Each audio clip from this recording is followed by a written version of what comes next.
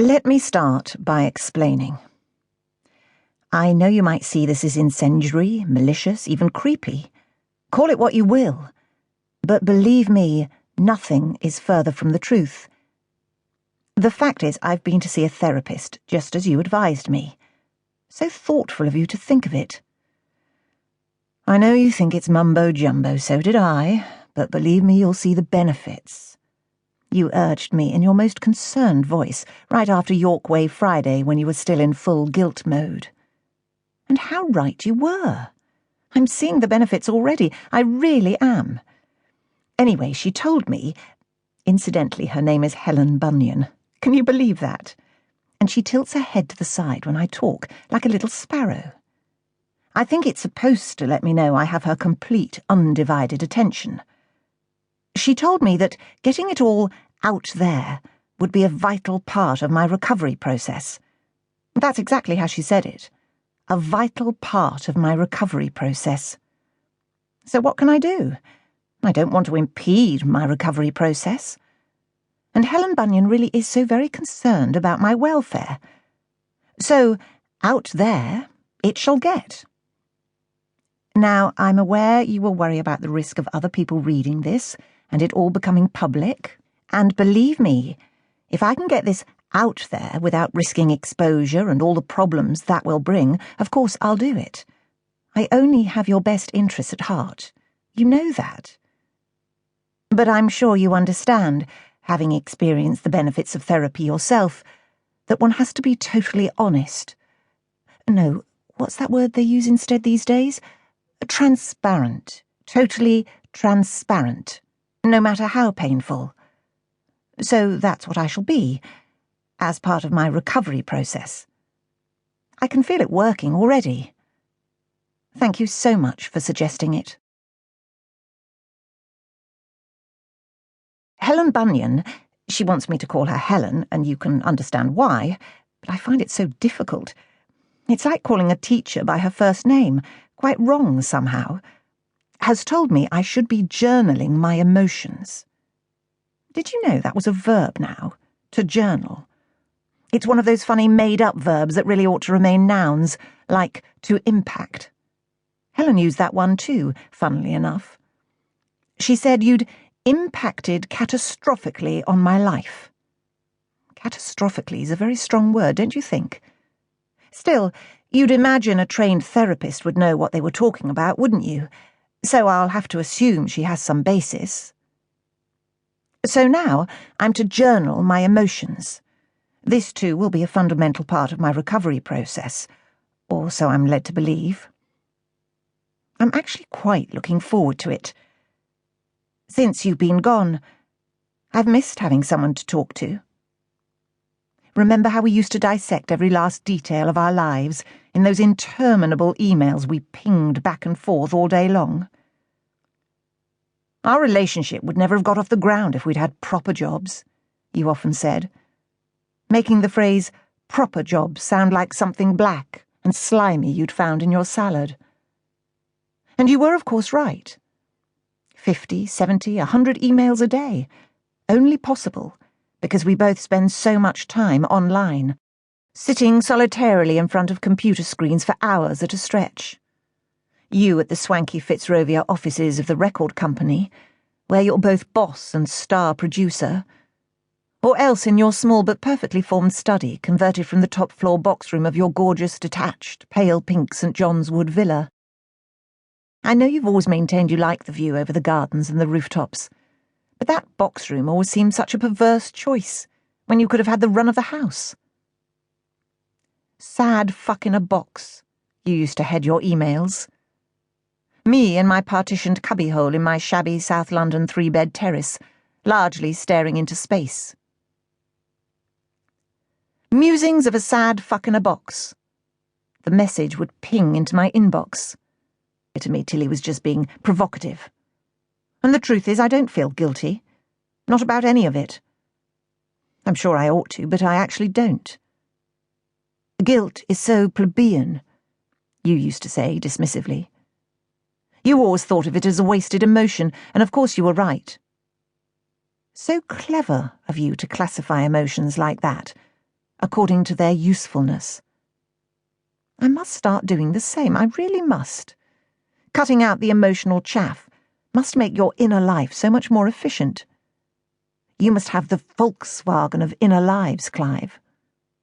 I've got to hand it to you.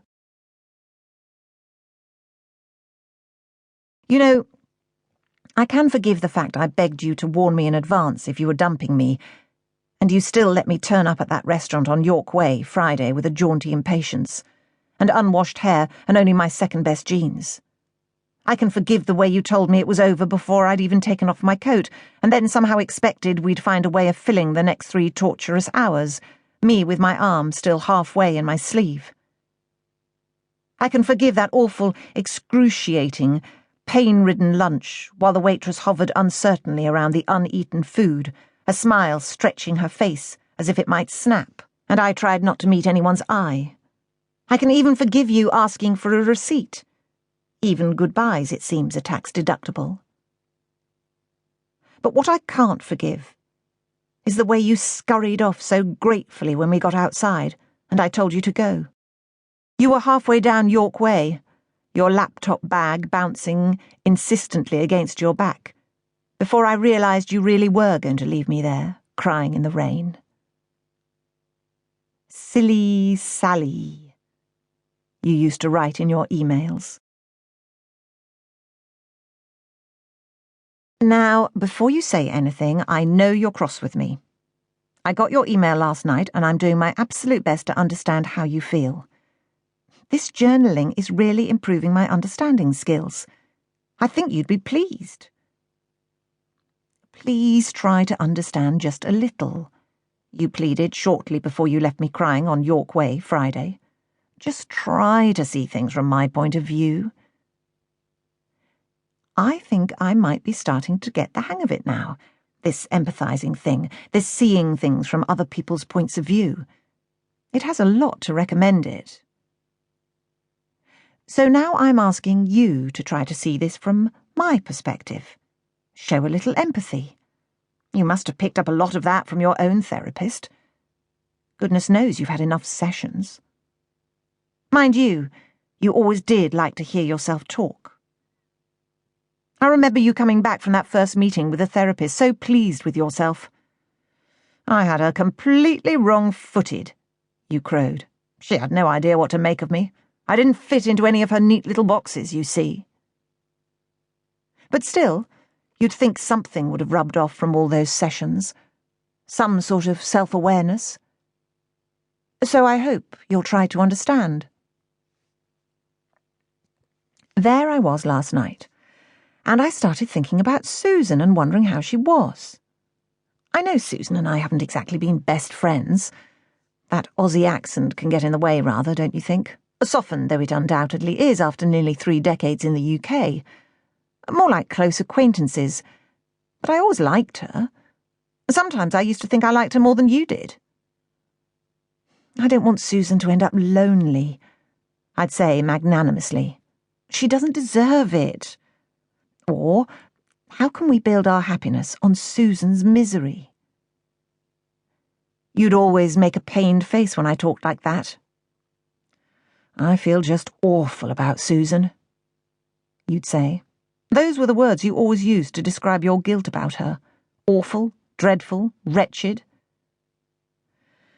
But when 2 people are as much in love as we are, surely we have a duty to be together. To be happy. And anyway, Susan would be okay, you'd always say. She was so very capable, so terribly resourceful. You made her sound like a library. Now, I have to admit, that word bitch in last night's email did hurt. Do you know, I had to break off from reading it and actually look up other emails from the past, cheerier ones, like the one in which you'd said you would kill anyone who ever hurt me. I know that sounds naff, but that's how you make me feel. You'd written, it's something very primeval. Primeval. What an interesting choice of words. You know, now I come to think about it, that's kind of how I feel a lot of the time at the moment. Primeval. You know, The interesting thing is that subconsciously I believe I was actually hoping the you who wrote the first email would protect me from the you who wrote the second. Isn't that ridiculous? I should probably save that up and tell it to Helen at the next session. She's really big on the subconscious. It'd be like taking an apple to the teacher. Anyway, last night I was thinking about Susan. I do that quite a lot since you painted such a vivid picture of your life together. It's been so useful, because now I can visualize what she's doing at any time of the day.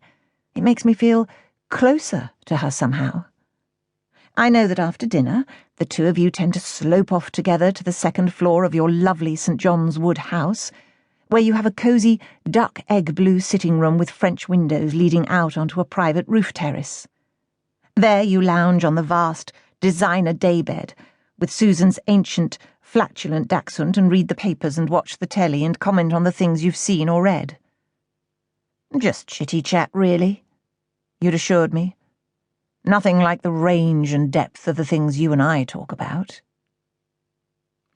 So last night I was just a teeny bit at a loose end. These evenings are so long, don't you find? That yawning gap between dinner and oblivion. And I started imagining Susan and you relaxing on the plump velvet cushions. In my head I'd already followed you through your routine. I knew that you'd eat in your gleaming double-height glass-roofed kitchen, sitting around the blonde wood square table where Daniel and I enjoyed several dinner parties. So strange to think of it now. You'd probably have eaten in the company of your son, Liam, who I never got to meet, and one of his gorgeous, big-toothed, shiny-haired Sloaney girlfriends, with their impossibly long legs. And after you'd done the clearing away, your way of showing appreciation for whatever culinary delights Susan had brought home from her upmarket catering firm, successful businesswoman, wife, mother, so very, very capable, the two of you would have made your way upstairs. And suddenly this idea came to me to call Susan. Don't laugh, but I've always thought the two of us would be closer if circumstances were different. Sometimes I've allowed myself to imagine calling in for coffee on Susan's days off, and sitting chatting over the kitchen table while you sit working at your computer in your top-floor office. Maybe the three of us could go off and get a bite of lunch a little later on. So I called Susan's number. "Hello, stranger," she said. And I imagined her meeting your mildly quizzical gaze and mouthing the word Sally, before lying back on the cushions, so she didn't see how your mouth froze into an O shape, or your fingers shook as they gripped the edges of the Times. I didn't even know what I was planning to say to her until I actually heard her voice. That unfortunate down-under accent gives her a rather no-nonsense type of voice, doesn't it? To match her tall, athletic frame, like I imagine a PE mistress might have. Not that I have personal experience of such things.